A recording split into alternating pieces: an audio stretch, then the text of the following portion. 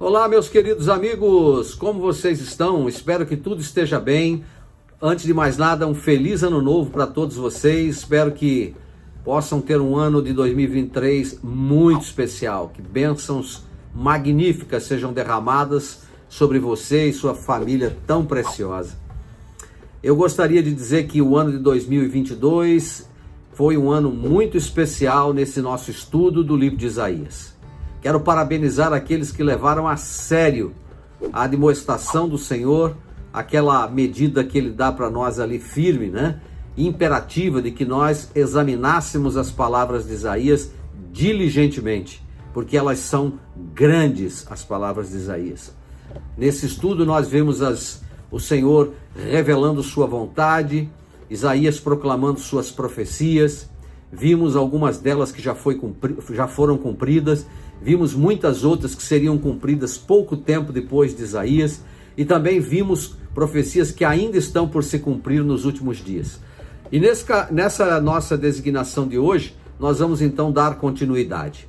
Antes de mais nada, eu sou o irmão Sérgio Carbone, e esta é a Central das Escrituras. Agora o novo nome da Central do Livro de Mórmon é Central das Escrituras.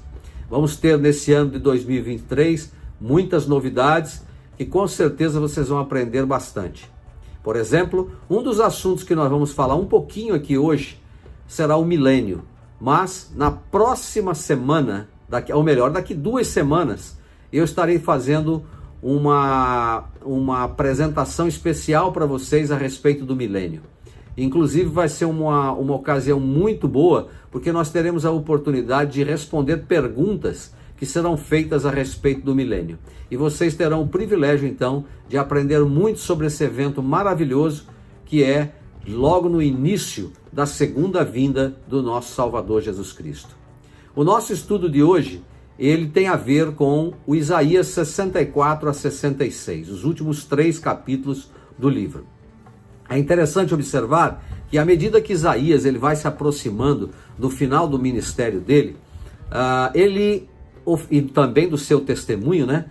Ele oferece o que se tornou conhecido como a sua oração de intercessão. Uma oração em favor do seu povo, em favor do povo de Israel. Nessa oração, ele fala diretamente ao Senhor por si mesmo e por todo o Israel. A oração de intercessão de Isaías é encontrada a partir do do versículo 15 do capítulo 63 até o versículo 12 do capítulo 64, que é o final desse primeiro capítulo que nós vamos estudar hoje. A resposta do Senhor a essa oração, na verdade, está contida nos capítulos 65 e 66, com vários esclarecimentos e profecias ali também feitas. Então, nesta oração intercessória, Isaías se torna um protótipo de Jesus Cristo, representando o Salvador diante do Pai Celestial, intercedendo pelo povo de Israel. Ele começa implorando ao Senhor que ele olhe do céu e sonde os sentimentos sobre Israel. Olha lá do céu, ele diz, e vê da habitação da tua santidade, da tua glória. Onde está o teu zelo e a tua força, o som das tuas entranhas e das tuas misericórdias para comigo? Eles estão contidos? Ele pergunta, né? Está lá em Isaías 63, 15.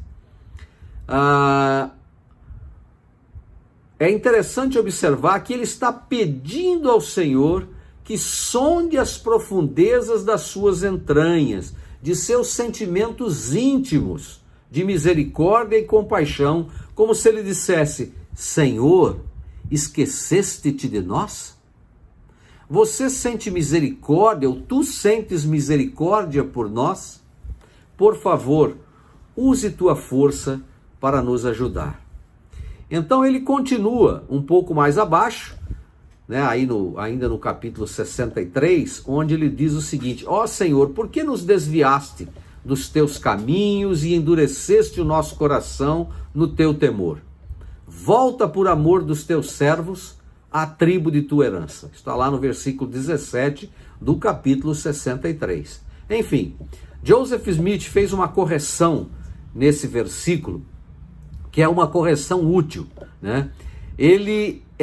A correção que ele fez foi, porque, ao invés de por que nos desviaste dos teus caminhos, ele fez a seguinte correção: por que permitiste que errássemos nos teus caminhos e endurecêssemos o nosso coração no teu temor? Ora, Deus não endurece o coração de ninguém, ele não leva ninguém a pecar, né? Porque senão ele seria responsável por esses atos, mas ele pode permitir que certas coisas aconteçam pelo uso inadequado do nosso arbítrio. Ele não interfere no nosso arbítrio. Então, é muito importante que a gente entenda isso aí, para podermos ver que nós somos responsáveis pelas escolhas que fazemos nesta vida. Mais abaixo, né, nós vamos agora entrar já no capítulo 64 e vamos ler a continuação dessa oração intercessória que ele faz. O versículo 1, tá certo? Temos que lembrar que nesse capítulo 64 o povo de Israel estava orando pela segunda vinda do Salvador. Ele disse: ó, se fendesses os céus e descesses, e se os montes se escoassem diante da tua face. Como o fogo inflama os gravetos e o fogo faz ferver as águas, para fazeres notório o teu nome aos teus adversários, e assim as nações tremessem diante da tua presença. Então Isaías estava, de certa maneira, pedindo que o Senhor exercesse o poder dele, e que esse poder, então, devido às consequências do uso do poder divino, a terra, as pessoas pudessem perceber o poder de Deus, pudessem perceber, tanto que ele fala que se tornem, para fazeres notório o teu nome ante as nações. Versículo 3, ele diz: como quando fazias coisas terríveis que nunca esperávamos, quando descias e os montes se escoavam diante da tua face. Porque desde a antiguidade não se ouviu, nem com ouvidos e percebeu, nem olho viu um Deus além de ti, que opera em favor daquele que nele espera. Então aqui ele reconhece a magnitude de Deus, a grandeza dele, a forma como ele é reconhecido por aqueles que o conhecem em decorrência da fidelidade desta pessoa e da manifestação do poder de Deus na vida delas. Versículo 5: saíste ao encontro daquele que se alegrava e praticava a justiça.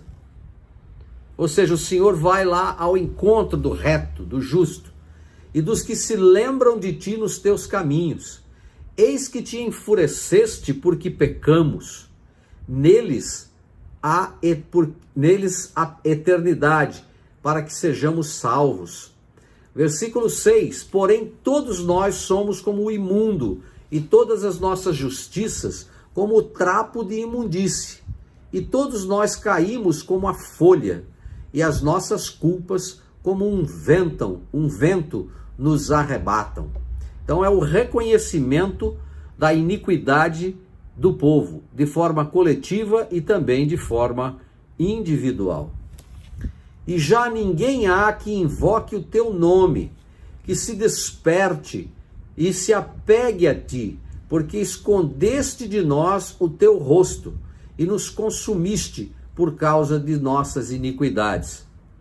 Porém agora, ó Senhor, tu és nosso Pai, nós o barro, e tu o nosso oleiro, e todos nós a obra das tuas mãos. Não te enfureças tanto, ó Senhor, nem perpetuamente te lembres da iniquidade. Olha, pois, peço-te, todos nós somos o teu povo. Então você vê Isaías aí derramando a alma dele. Ele reconhece a iniquidade do povo, mas ao mesmo tempo ele pede misericórdia pelo povo, né?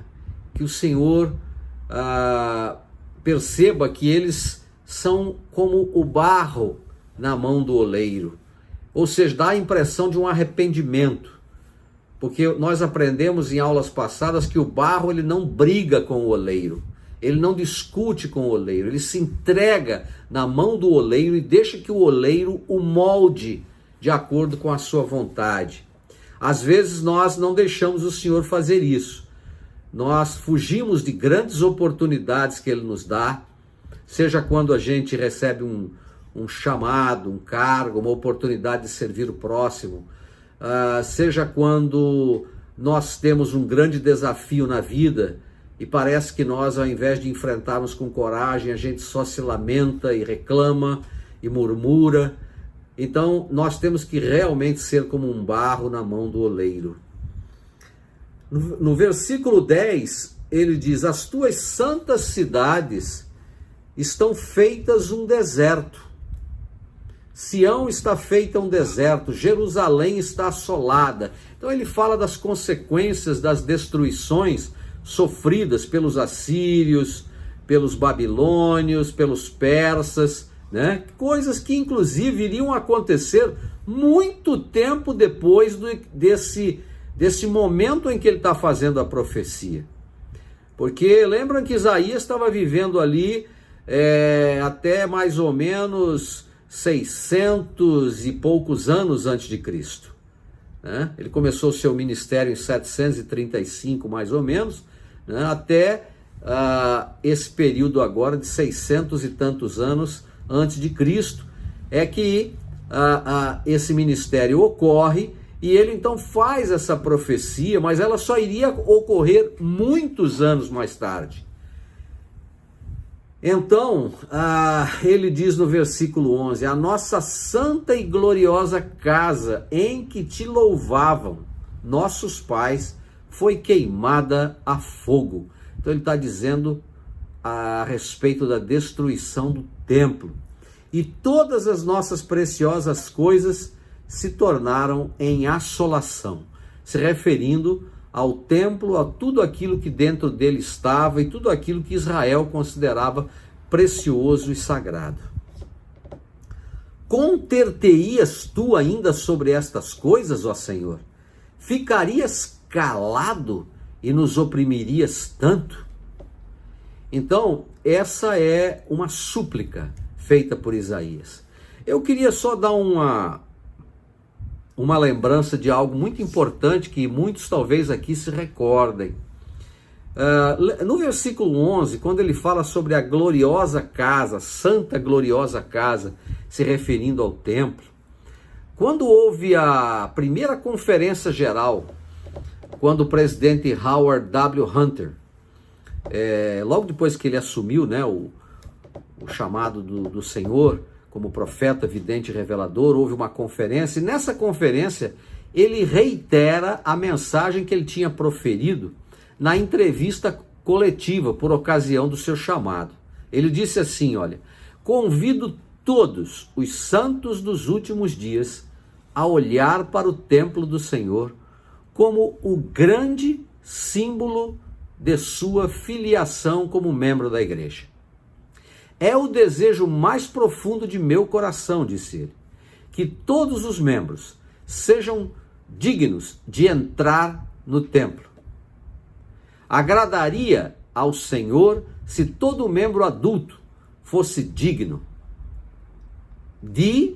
e carregasse uma recomendação válida para o templo.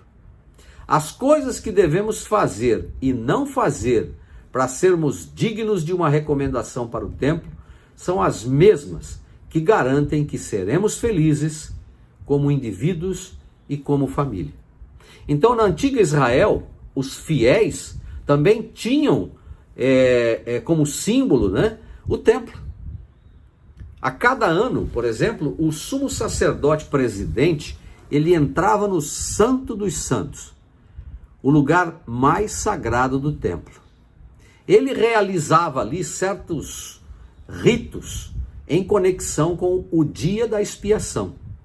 Ele oferecia sacrifício de animais à semelhança da vindoura expiação de Cristo, o qual derramaria o seu sangue, o qual era o Cordeiro de Deus. O sumo sacerdote desempenhava seus deveres, no papel simbólico do Salvador, do mediador, ou melhor dizendo. Intercessor junto ao Senhor era ele, em favor dos filhos de Israel, como Cristo é diante de nosso Pai Celestial por cada um de nós. Hoje, em vez da gente realizar sacrifício de animais, nós tomamos o sacramento em memória da sua expiação. Muito bem. Nós vamos ter agora a oportunidade de ouvir um hino. Com fervor fizeste a prece. E eu espero que vocês meditem nele. E ao mesmo tempo pensem nessas palavras de Isaías ao derramar a sua alma a Deus. Aproveitem.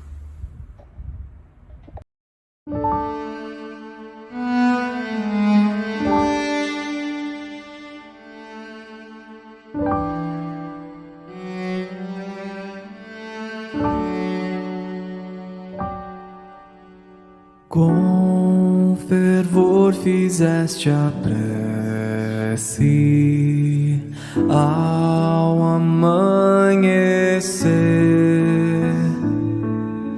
suplicaste pela graça e amparo deste dia em adoração.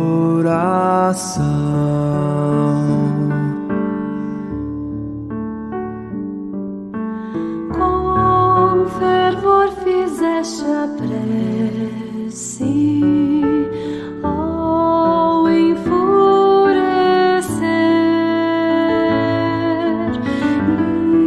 implorando pela graça de aos seres ofendidos dares o perdão. Que repouso alcançado é a humilde oração, que ao mais desalentado traz consolação.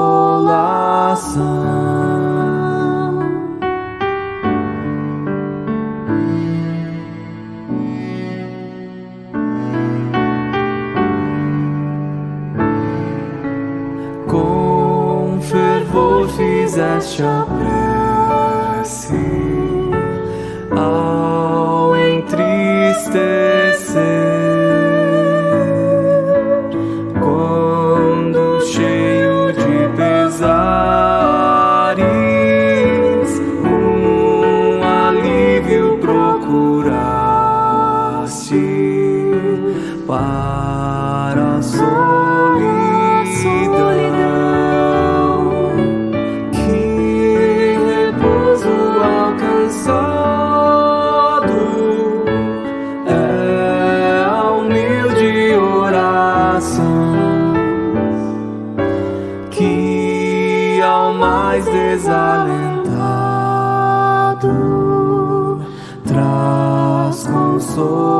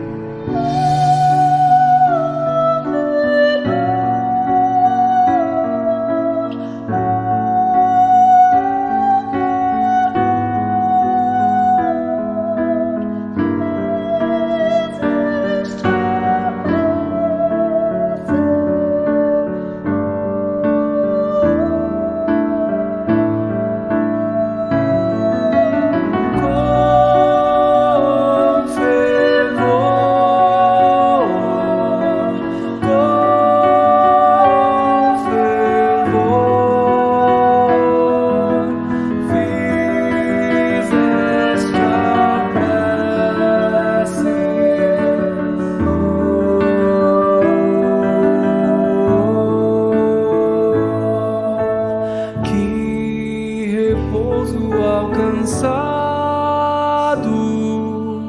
é a humilde oração. Que ao mais desalentado traz consolação. Que ao mais desalentado traz consolação.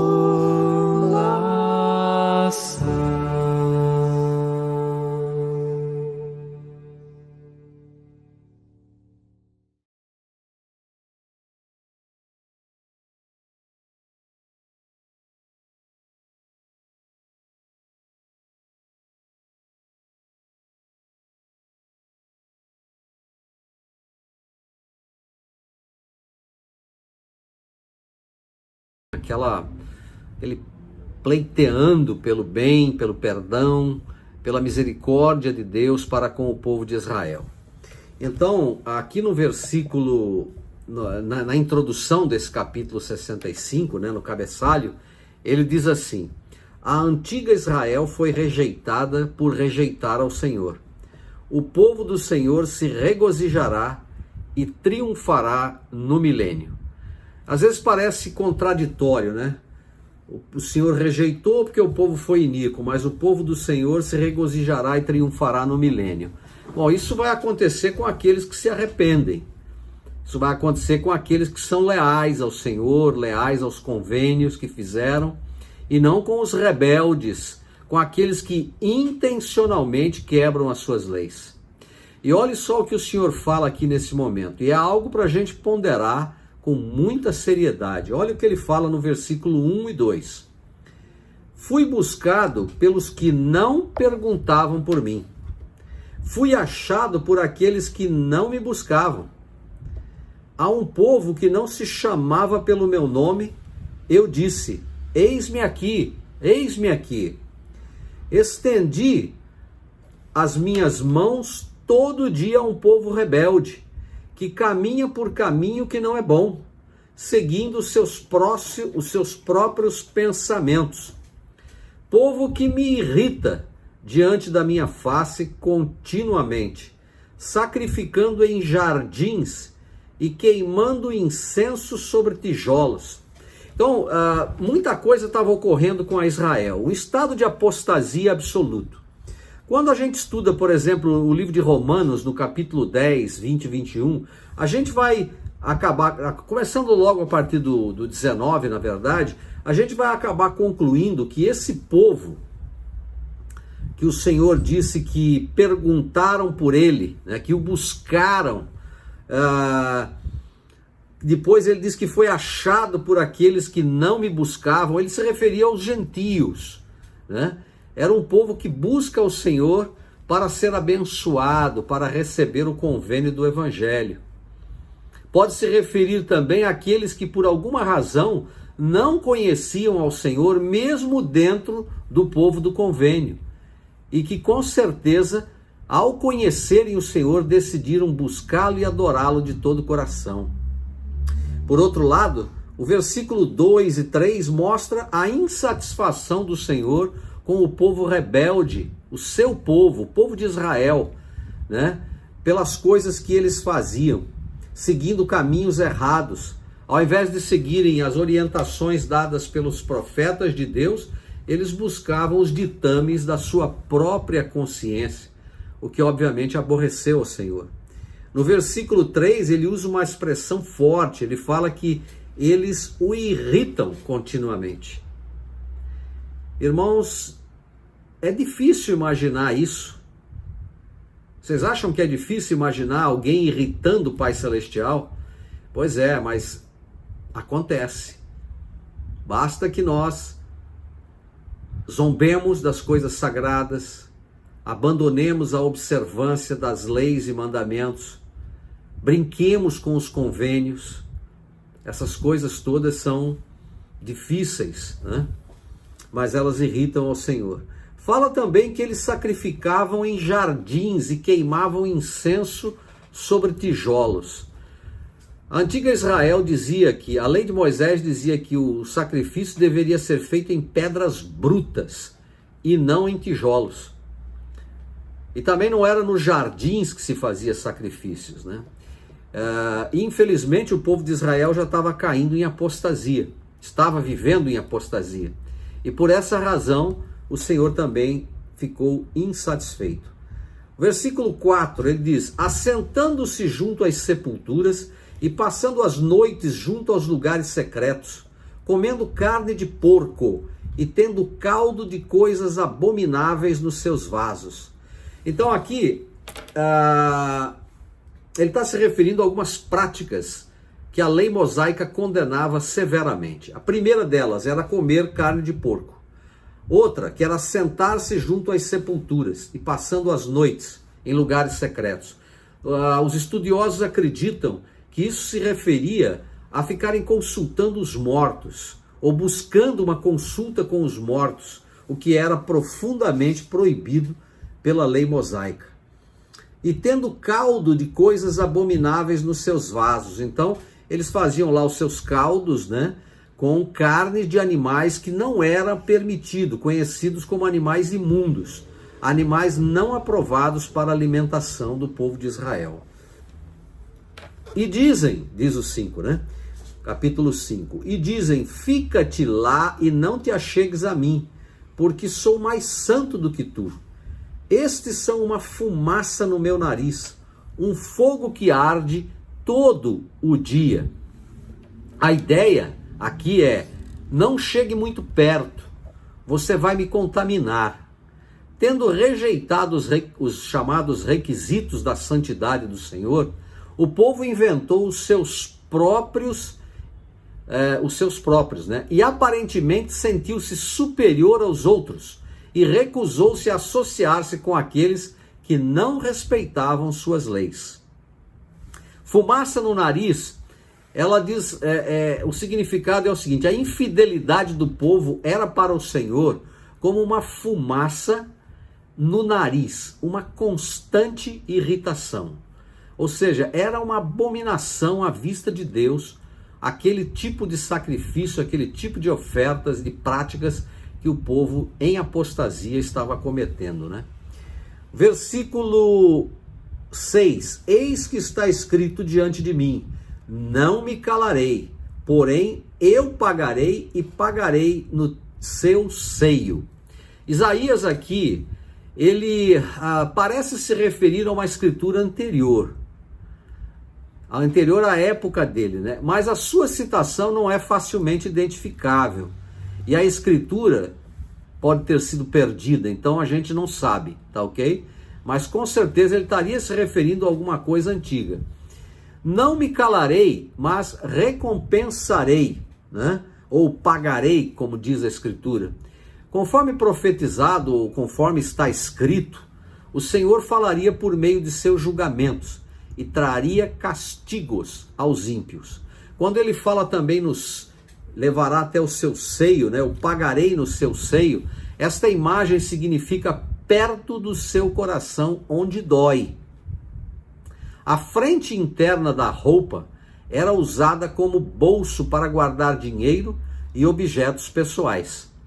E pagamentos, ou qualquer pagamento que a pessoa tinha que fazer ou receber, eram guardados ali.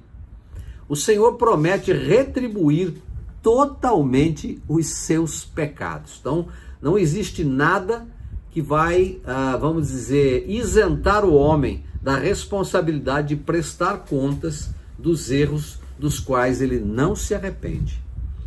No versículo 7, as vossas iniquidades e juntamente as iniquidades de vossos pais, diz o Senhor, que queimaram incenso nos montes e me afrontaram nos outeiros, pelo que lhes tornarei a medir o galardão das suas obras antigas no seu seio.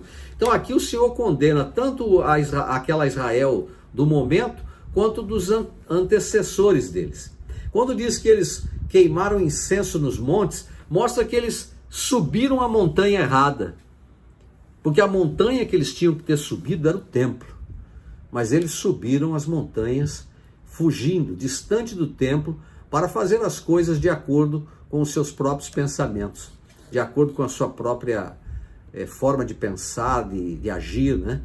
E obviamente ofenderam o Senhor. É no templo onde nós fazemos os verdadeiros sacrifícios. Hoje em dia é um coração quebrantado e um espírito contrito, mas durante muitos séculos foi-se o sacrifício de animais com o intuito de lembrar-se do Cristo que um dia viria e derramaria sangue por toda a humanidade para livrá-los da morte física, da morte espiritual.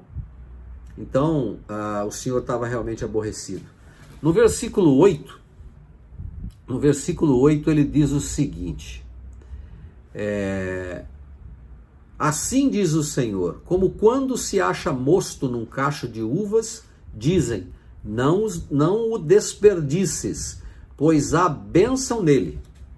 Assim eu o farei por causa de meus servos, de modo que não os destrua a todos. Então esse versículo 8, dizendo que haveria mosto, ou cacho, né, ou vinho no cacho de uvas, Israel é a vinha do Senhor, que produziu principalmente uvas bravas, inúteis para o vinho. Mas sempre houve alguns que permaneceram fiéis a Jesus Cristo, a Jeová e a sua lei. Por causa dessas poucas uvas boas, ele se absteve de destruir completamente a vinha. A gente estudou isso lá nos primeiros capítulos de Isaías. No final, porém, apenas os cachos bons serão salvos, e o restante das pessoas infrutíferas será destruído. Então haverá um dia de julgamento, e esse dia vai chegar, tá certo? Por isso que é muito importante que a gente se arrependa dos nossos erros com frequência. O Salvador é poderoso para nos livrar do nosso sofrimento advindo da quebra dos pecados, né? Dos mandamentos. Então a gente precisa realmente se arrepender, colocar a nossa vida em ordem para merecer toda essa ajuda que o Senhor espera de nós. Aí no versículo 9 ele disse: e produzirei semente de Jacó e de Judá, um herdeiro que possua os meus montes, e os meus eleitos herdarão a terra, e os meus servos habitarão ali. Bom, a palavra semente mencionada aqui nesse versículo se refere a um remanescente entre os descendentes de Jacó. Ele fala também que ele seria herdeiro que possuiria os montes. Embora a terra de Israel tivesse sido prometida aos descendentes de Abraão, Isaque e Jacó, eles na verdade a possuíram por muito pouco tempo.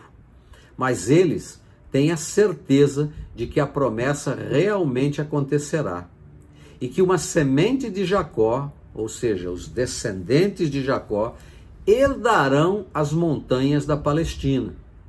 Como as montanhas muitas vezes simbolizam os templos, esta passagem parece indicar que o povo do convênio receberá todas as bênçãos do templo. No versículo número 10, e Saron servirá de curral de ovelhas, e o vale de Acor de lugar de repouso de gados para o meu povo que me buscou. Então, essa passagem, ela parece indicar, e eu acredito que ela realmente indica, que essa região que fica a oeste, né, próximo à planície costeira, que eles chamam lá de Carmel, essa expressão significa que toda a terra de leste a oeste se tornará um lugar de segurança e refúgio para o povo do Senhor.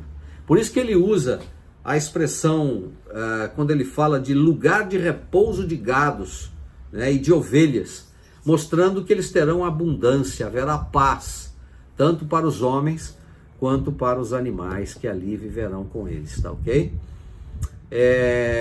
Nesse versículo 10, também é importante que a gente mostre o seguinte: as guerras, contendas e escravidão a que Israel foi repetidamente submetido serão substituídas por um estilo de vida pacífico e pastoral no milênio. Então já é uma profecia introdutória ao milênio. Aqueles que buscam ao Senhor são abençoados por viver em paz. Ele também usa no final, para que tudo isso, né, seria para o meu povo que me buscou. Aqueles que se voltam para o Senhor com seus corações e ações serão trazidos para o seu rebanho.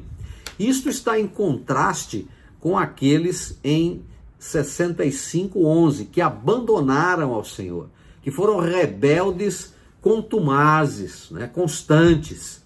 Então foi uma comparação muito interessante. O Senhor, ele vai dar as melhores bênçãos, as bênçãos mais ricas, para aqueles que verdadeiramente o honraram o seu nome, o respeitaram e foram leais em todas as coisas. Versículo 11: Mas a vós que vos apartais do Senhor, os que vos esqueceis do meu santo monte, olha, de novo, hein? Os que pondes a mesa para Gade, e os que misturais a bebida para Mene. Então vejam bem, o Senhor se dirige àqueles que abandonaram o culto a Jeová e se voltaram para outros deuses. Esse Gade aqui mencionado, né, que às vezes pode se confundir com alguma outra coisa, na verdade era um deus pagão, era um ídolo da fortuna, e o número se refere ao deus pagão Mene, que era um ídolo do destino. Então temos aí o deus da fortuna e o ídolo do destino. Em outras palavras, os israelitas estavam confiando mais em deuses pagãos, bem como no acaso ou na sorte, e não no Senhor, que em última análise está no comando do universo. Irmãos, eu queria fazer um alerta sobre aqueles que muitas vezes se deixam enganar por coisas que são, vamos dizer, criadas pelos homens, né? Loterias, crenças em ídolos criados pelos homens, que não tem absolutamente vida, não tem força. Nós já estudamos isso aqui, né? Quando falavam que as pessoas pegavam uma árvore e construíam seus próprios ídolos. Cuidado com essas coisas, sabe? Isso não vem de Deus. Grupos que pertencem a determinadas crenças, cujas práticas sejam contrárias àquelas estabelecidas nas Escrituras, também não representam o Senhor. A sua igreja não reconhece esse tipo de práticas, né? Às vezes isso tem a ver com coisas ligadas à saúde, enfim. A gente precisa tomar muito cuidado com isso aí. Então não vamos buscar deuses, estejam eles onde estiverem.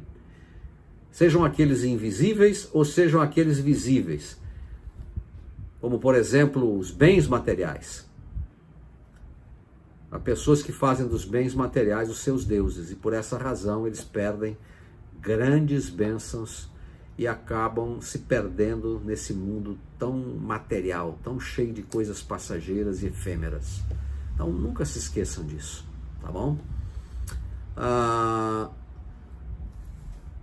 Versículo número 12. Também eu vos destinarei à espada, e todos vos encurvareis à matança, porquanto chamei e não respondestes, falei e não ouvistes, mas fizestes o mal aos meus olhos e escolhestes aquilo em que eu não tinha prazer. É simples assim. Se nós não buscarmos aquilo que traz prazer a Deus, com certeza nós poderemos estar sob severo julgamento. A palavra espada aqui tem muito a ver com julgamento.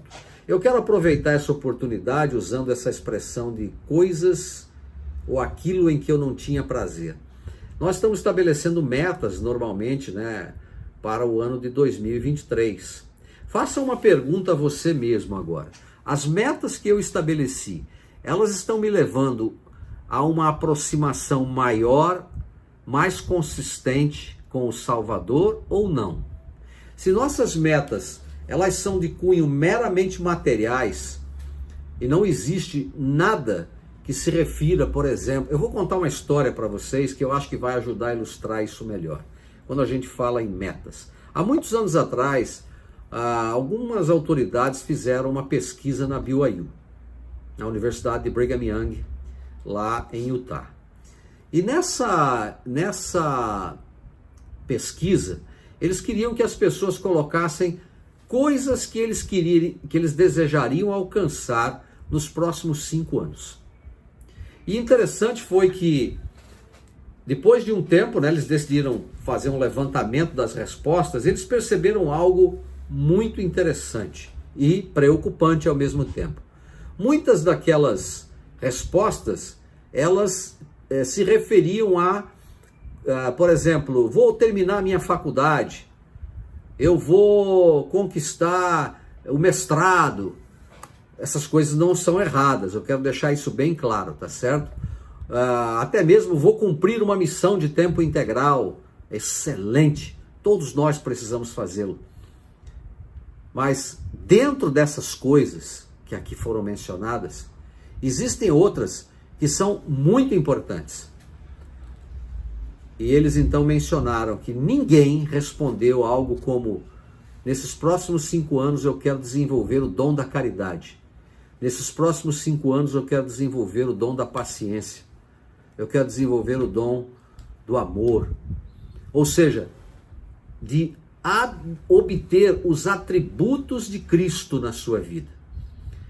Essas são as metas mais elevadas que todos nós podemos fazer nessa vida.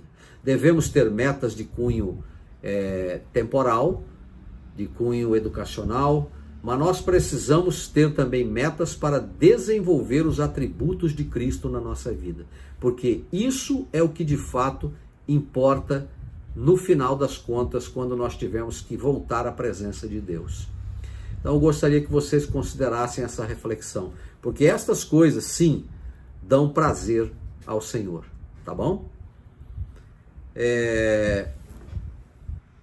Versículo 13. Pelo que assim diz o Senhor Deus: eis que os meus servos comerão, porém vós padecereis de fome. E eis que os meus servos beberão, porém vós tereis sede. E eis que os meus servos se alegrarão, porém vós vos envergonhareis. Eis que os meus servos exultarão pela alegria de coração, porém vós gritareis pela tristeza de coração e uivareis pelo quebrantamento do espírito. Esses servos aqui mencionados são todas aquelas pessoas que servem a Deus de todo o seu coração, em oposição aos que servem e adoram os ídolos, ou aqueles que por apatia ou falta de convicção não fazem absolutamente nada disso. Então, versículo 16, ou melhor, 15, diz o seguinte: e deixareis o vosso nome aos meus eleitos por maldição, e o Senhor Deus vos matará, e a seus servos chamará por outro nome. Esse versículo 15, essa declaração, é o oposto da bênção que Abraão recebeu lá em Gênesis, no capítulo 12, nos versículos 1 a 3. Com a antiga reputação de vergonha e pecado de Israel, seu nome foi usado apenas para xingar. A novidade de vida de Israel exigirá um novo nome. Por falar nisso, é bom vocês lembrarem que nós temos um novo nome. Quando nós fomos batizados na igreja, fizemos o convênio batismal. No convênio batismal, nós tomamos sobre nós o nome de Cristo. Esse é o nome pelo qual nós seremos reconhecidos. E, obviamente, nós precisamos honrar esse nome com todas as forças do nosso coração. Nossos atos, nossos pensamentos, a maneira como nós cuidamos dos outros, cuidamos daqueles que nós tanto prezamos, à medida que cuidamos dos assuntos do Senhor, dos vasos do Senhor, porque nós os carregamos. Então, isso é o que vai ser levado em consideração no que se refere à avaliação do Senhor para conosco. Versículo 16. Assim que aquele que se bendisser na terra, se bendirá no Deus da verdade. E aquele que jurar na terra, jurará pelo Deus da verdade. Porque já estão esquecidas as angústias passadas, e porque já estão encobertas diante de seus olhos. Ou melhor, diante dos meus olhos, né? Esse versículo 16, ao pedir bênçãos e fazer convênios, invocaremos apenas o nome do Deus verdadeiro. Todos os outros deuses terão sido abandonados e esquecidos. É disso que ele está tratando aqui. Versículo 17. Porque eis que eu crio céus novos e terra nova, e não haverá mais lembrança das coisas passadas, nem mais subirão ao coração. Porém vos alegrastes e exultareis perpetuamente no que eu crio, porque eis que crio para Jerusalém uma alegria, e para o seu povo um regozijo. E me alegrarei em Jerusalém, e exultarei no meu povo, e nunca mais se ouvirá nela voz de choro, nem voz de clamor. Não haverá mais nela criança de poucos dias, nem velho que não cumpra os seus dias, porque o menino morrerá de 100 anos, porém o pecador de 100 anos será amaldiçoado. Então veja bem, esses versículos que nós lemos até aqui, os outros ainda continuam a falar nisso, eles começam a descrever o milênio. O milênio será um período de 1000 anos de paz, onde não haverá pecado na face da terra, como nós o conhecemos hoje. Não haverá as injustiças cometidas pelos homens, não importam aonde eles estejam, o que eles façam. O Salvador Jesus Cristo habitará conosco nesse período. Será o período das ressurreições, né? Da manhã da primeira ressurreição, à tarde da primeira ressurreição. Será um período muito especial. Algumas coisas ele define aqui. Como eu falei, daqui a alguns dias nós vamos ter uma aula a respeito do milênio, só do milênio, né? Não nessa semana agora que vem, mas na próxima. E nós então teremos o grande privilégio de compartilhar com vocês essa aula. E vocês vão aprender muito, muito. Mas aqui ele já define algumas coisas. Ele diz, por exemplo, no versículo 17, né, que ele vai criar um novo céu e uma nova terra. Por quê? Porque a terra, o planeta em que nós vivemos agora, passará por uma transformação. Vou falar sobre isso na aula, tá? Do milênio. Ele diz aqui também, vos alegrareis e exultareis perpetuamente, né, por causa dessa criação que ele falar. E ele diz que para Jerusalém ele vai criar alegria e o povo vai se regozijar. Haverá duas capitais no milênio, né? Uma será a Nova Jerusalém, que será construída lá no Oriente Médio, e a outra vai ser na terra de Sião, aqui nas Américas. E o que vai acontecer? Cristo vai governar o mundo desses dois lugares. No versículo número 20, ele fala que a criança não vai mais morrer, nem o velho que não cumpra seus dias, porque as pessoas viverão no milênio durante um período de 100 anos. Ou seja, quando chegar aos 100 anos de idade, as pessoas serão transformadas num piscar de olhos. Não terão que ser sepultadas embaixo da terra. O seu corpo sofrerá uma transformação e receberá a sua própria ressurreição. Versículo 21 diz, e edificarão casas e as habitarão, e plantarão vinhas e comerão seu fruto. Ou seja, a vida continuará normalmente. As pessoas vão plantar, elas vão colher, e assim por diante. No versículo 22, não edificarão para que outros habitem, não plantarão para que outros comam, porque os dias do meu povo serão como os dias da árvore, e os meus eleitos desfrutarão das obras das suas mãos até a velhice. Ou seja, como não haverá iniquidade, não vai ter ladrão, né? Não vai ter corrupto, não vai ter de forma nenhuma a violência como nós conhecemos. Haverá paz na terra, as pessoas vão poder dormir de portas abertas, as pessoas vão ter o privilégio de viver em paz umas com as outras, de construir, de usufruir daquilo que construíram, de desfrutar de um trabalho honesto construído ao longo de anos. Então vai ser um período maravilhoso. Quando chegar aos 100 anos de idade, elas então são transformadas e recebem uma ressurreição. E obviamente vão para o reino ao qual elas merecem. Não trabalharão em vão, diz o versículo 23, como eu já falei, nem terão filhos para calamidade. Que coisa fantástica! Isso é o sonho de todo pai, né? Porque são a semente dos benditos do Senhor e os seus descendentes com eles. E acontecerá que antes que clamem, eu responderei.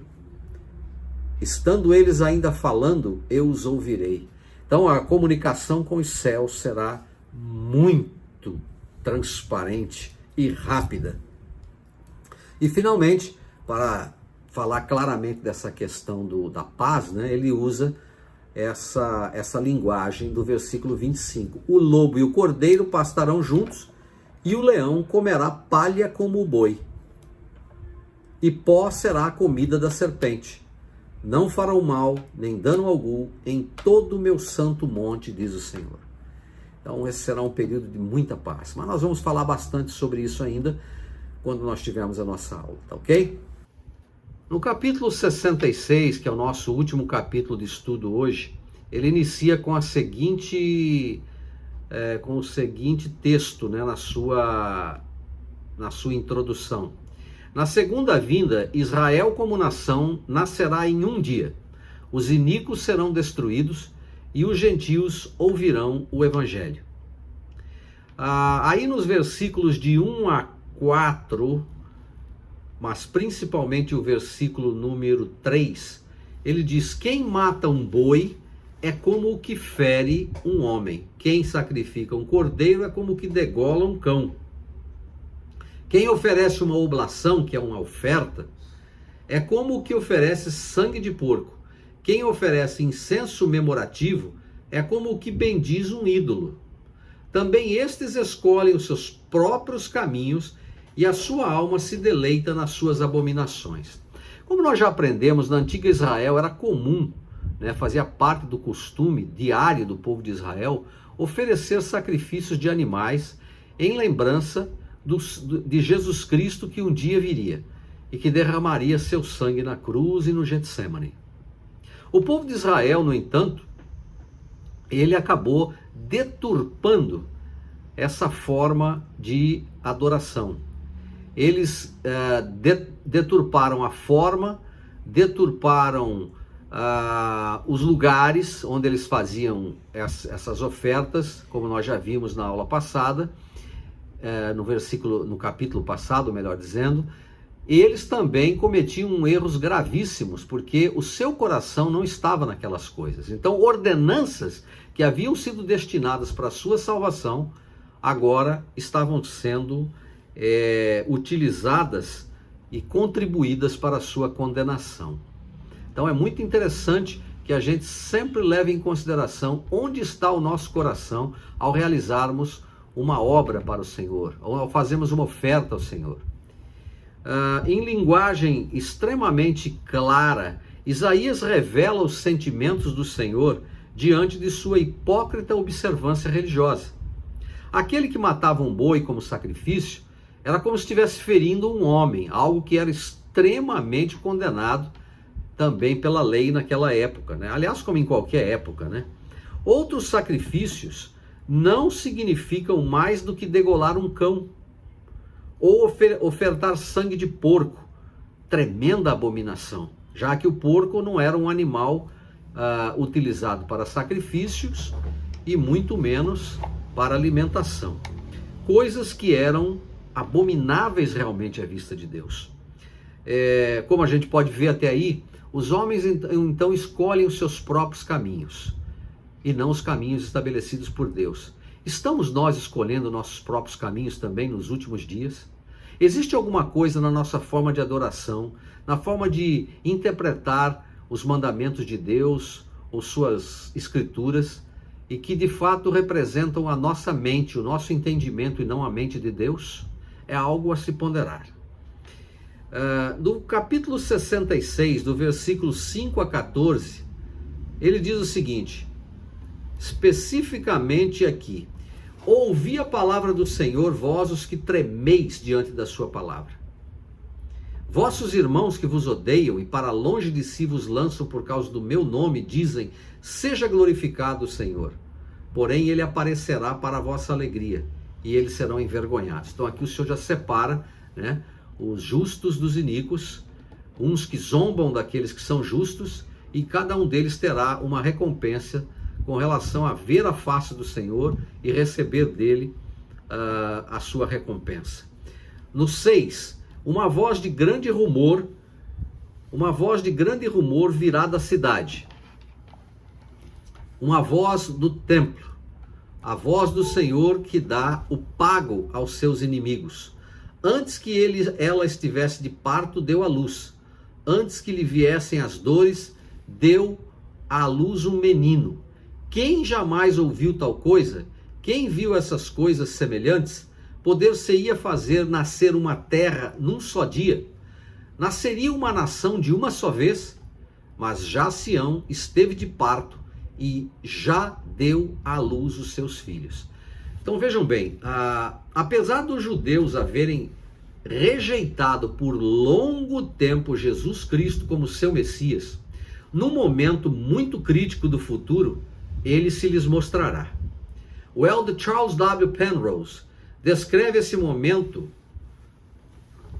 momentoso, na verdade, evento, que acontecerá durante a Batalha do Armagedon. Todos nós já deveremos ter ouvido falar. Sua aparição seguinte será entre os aflitos e praticamente derrotados filhos de Judá.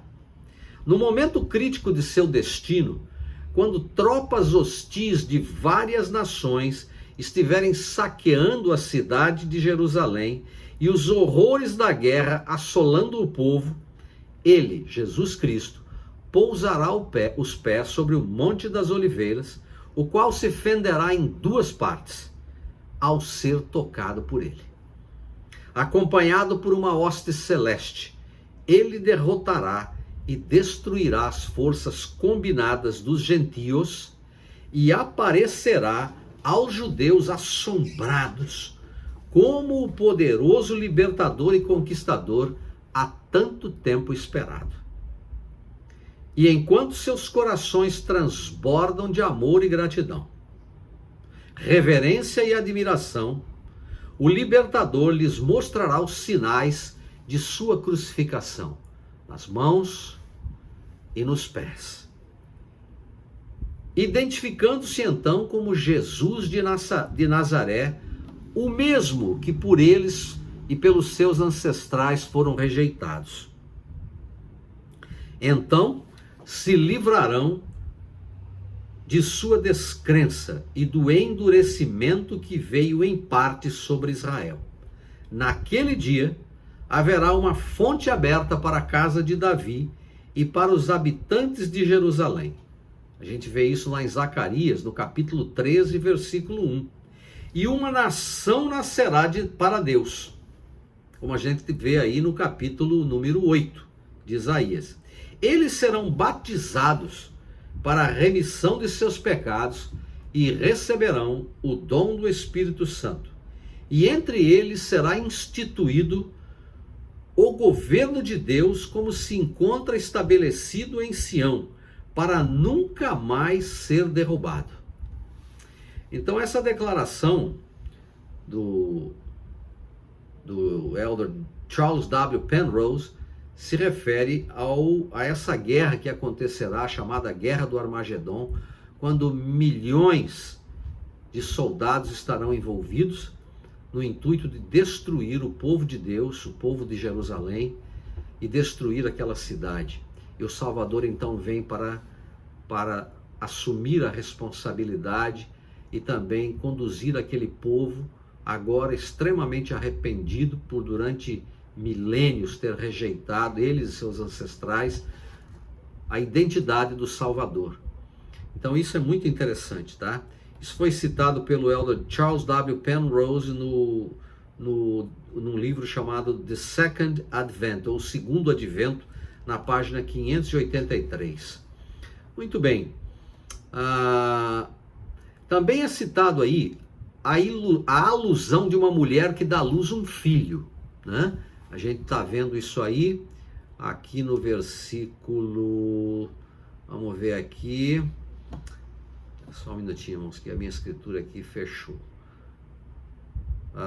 Aqui no versículo número 9, né? Ele menciona isso, e também no versículo 8.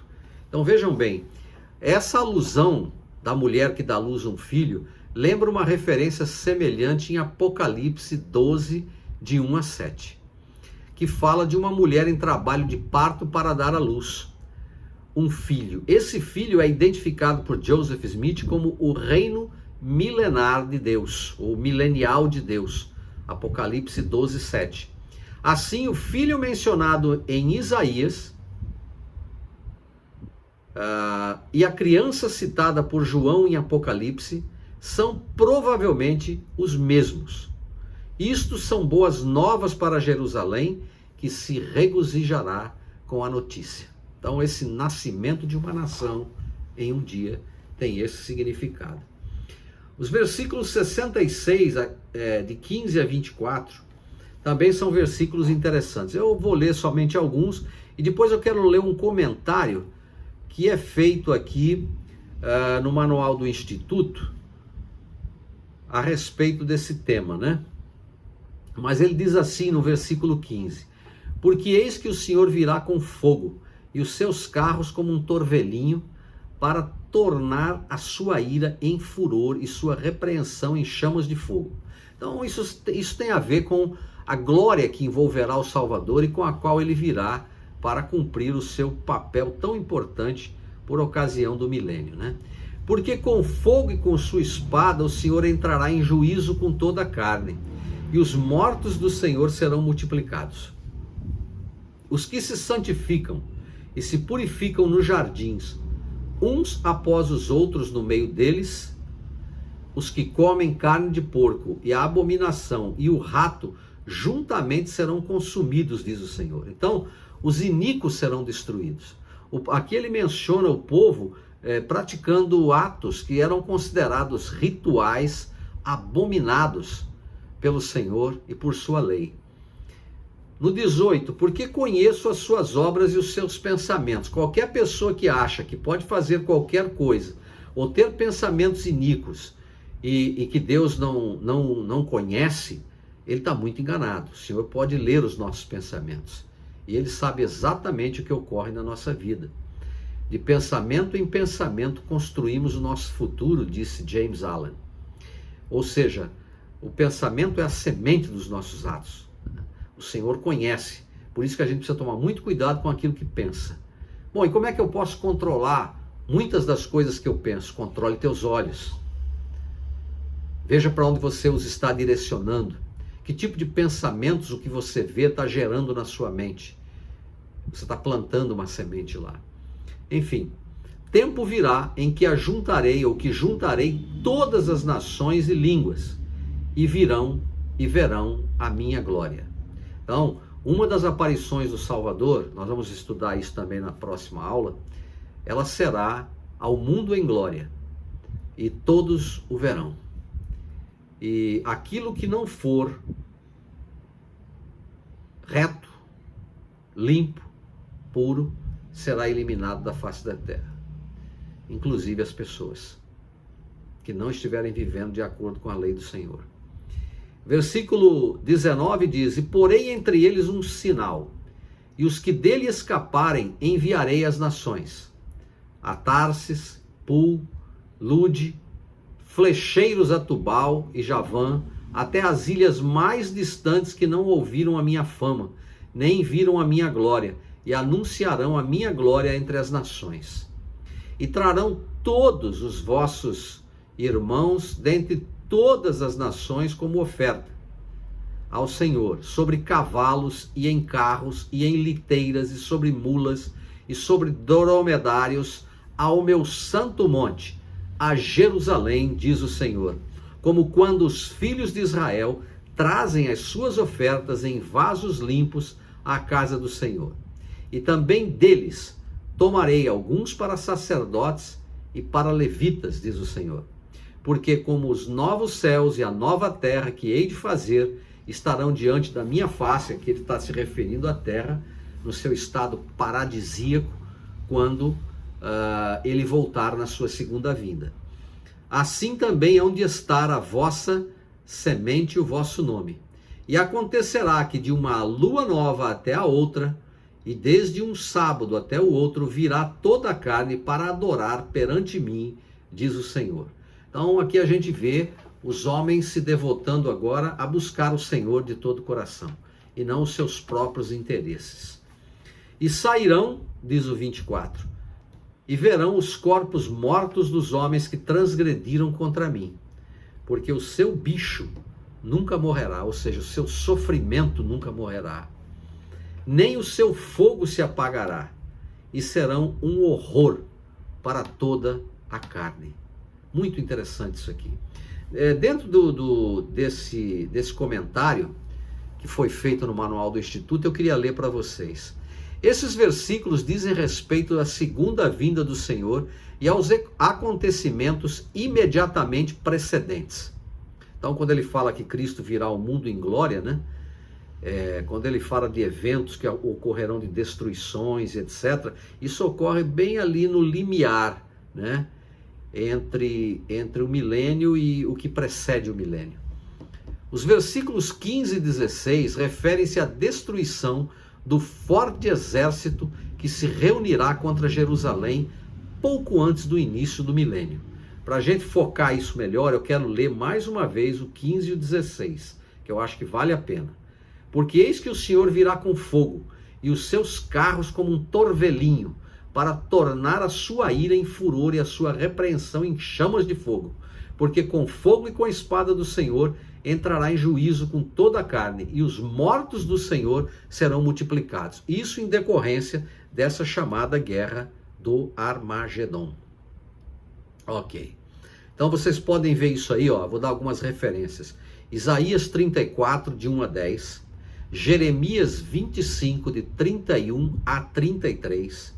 Ezequiel 38, de 17 a 23. Ezequiel 39, de 1 a 16, Joel 3, de 1 a 2 e 11 a 14. Versículos, ou melhor, capítulos de 11 a 14. Então, são eventos que muitas pessoas querem entender um pouco melhor. É isso que vai acontecer. Zacarias, que foi outro profeta também, ensina que uma vez terminada a batalha, os sobreviventes das nações pagãs acabarão voltando-se para Jeová, e grande santidade prevalecerá em Jerusalém. Isto é, entre o povo de Deus. Lá em Zacarias 14, de 16 a 21, vocês vão encontrar a respeito do assunto. Este ensinamento é bem semelhante ao que Isaías, então, revela aqui, né? Os ímpios serão reunidos para serem destruídos. A gente vai ver isso aí do 15 ao 18 desse capítulo 66. Os dispersos pelas nações pagãs, Tarsis, Pul, Lude, etc., trarão uma oferta a Jerusalém. E o povo santificado de Deus, está nos versículos 19 até a 23, se maravilhará com o que Deus fez aos ímpios. Ou seja, finalmente a justiça aconteceu. Versículo 24. Evidentemente, muitas dessas pessoas então vão se filiar à igreja, pois o Senhor diz que tomará dentre os gentios alguns para sacerdotes e para levitas.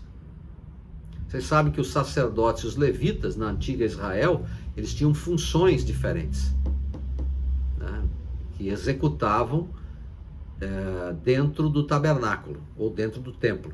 Em outras palavras, esses gentios agora, uma vez membros da igreja, receberão o sacerdócio, terão o dom do Espírito Santo em decorrência do batismo e darão continuidade à obra do Senhor durante o reino milenar. Irmãos, quero prestar-lhes o meu testemunho das verdades que nós aprendemos durante esses meses, desde agosto até hoje, quando vimos o livro de Isaías. Oro que Deus possa abençoar vocês, que Ele possa ajudá-los cada vez mais na compreensão das leis, das ordenanças, das revelações dadas aos profetas de Deus. É óbvio que nós poderíamos ter feito um estudo mais longo, ainda mais minucioso, mas não é essa a minha intenção. A minha intenção, quando me propus a ensinar o livro de Isaías, era para que despertasse em cada um de nós o desejo de aprender ainda mais. Ao compartilhar com vocês as coisas que compartilhei, também aprendi muito. E testifico que essas coisas são verdadeiras. Testifico a vocês que tudo o que nós fizermos aqui, nesta terra, no sentido de aprender a doutrina, de vivê-la com toda a força da nossa alma, fará de nós, homens e mulheres, jovens ou não, instrumentos mais afiados, mais prontos e preparados para servir ao Senhor. Obrigado a todos vocês, não importa onde estejam, por estarem dando o seu melhor para servir ao Senhor de todo o coração. Que o Senhor os abençoe. Em breve nós vamos ter o privilégio de iniciar o nosso novo estudo e com temas doutrinários, e vocês vão aprender muito, e eu também vou, com certeza, tá bom? Agora, para encerrar, eu separei aqui uma outra música que eu gostaria que vocês pudessem ouvir. Essa música se chama Love Like This, Amor Como Este, de Lauren. O nome dela é Lauren alguma coisa. Eu acho que vocês vão desfrutar bastante da letra dessa música, tá bom? E que o Senhor possa fazê-lo sentir o seu espírito à medida em que vocês estiverem ouvindo e meditando nas palavras. Um grande abraço a todos vocês e até breve.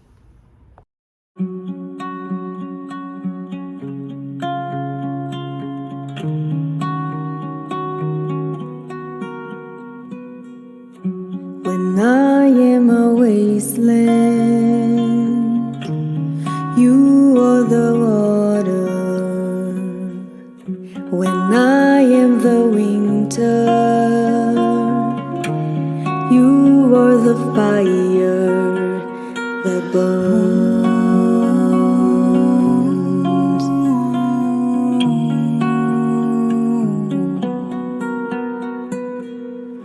When I am a long night, you are the sunrise.